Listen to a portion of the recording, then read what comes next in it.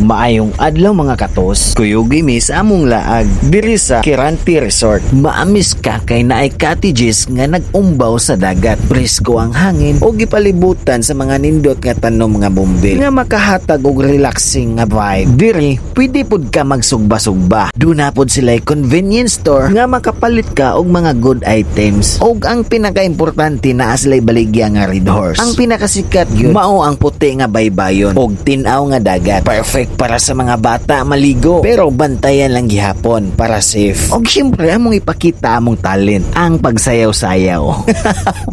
Pero ang pinakakulbahinam nga part kay nag-ala doon sulwita mi sa akong asawa. Kamo na'y bahala mo, Judge.